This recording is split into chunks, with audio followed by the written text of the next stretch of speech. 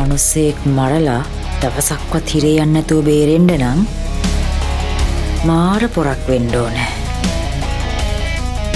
ඉස්සර නම්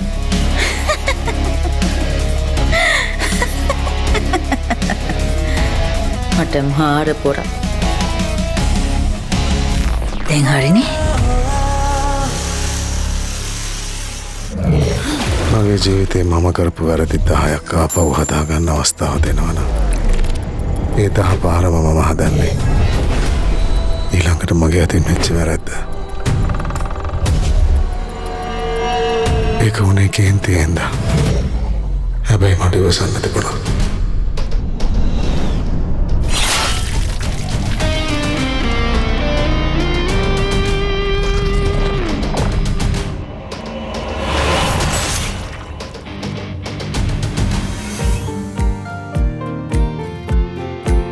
මේකන නංගි මේ නංගි මම ඔයාගේ දුවගේ වයස විතර වගේ ඇති නේද අංක?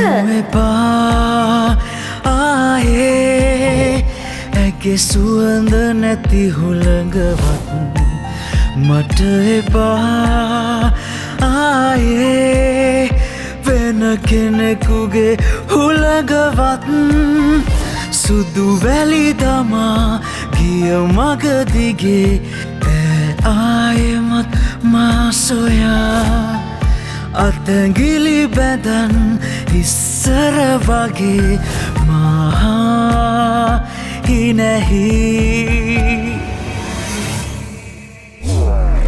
අද පස්වරු 1ට පමණ කොළඹ වේලවීදිය ප්‍රදේශයේ තිබී ගමන් බෑගයක හිසසුන් කාන්තා මලසිරුරක් හමු වී තිබෙනවා. මේ මිනිස්සේ යකෙක් වගේ මිනිස්සෙක් නේ. අයිසේ තමුසෙමනි කිව්වේ ආදරේ කරුමයක් නම් අයින් කළා දාන්න ඕනේ කියලා. මරලා දාන්න ඕනේ කියලා. ඉතින් මේ ඒ ආදරේ නෙමෙයිද?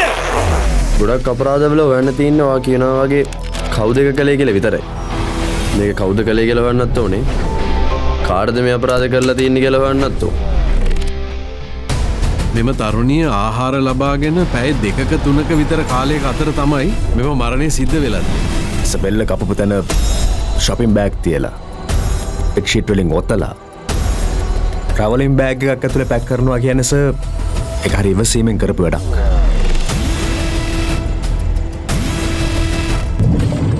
සමහර විට මේ හිස කඳින් බෙන් කරන්න නැත්නම් පොලිසිය නොමගයවන්න වෙනවා.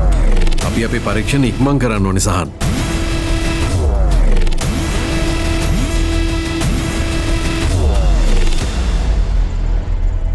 දැන් ඉතින් මොනවා හෙව්වත් බේරෙන්න හම්බෙන්නේ නැහැ.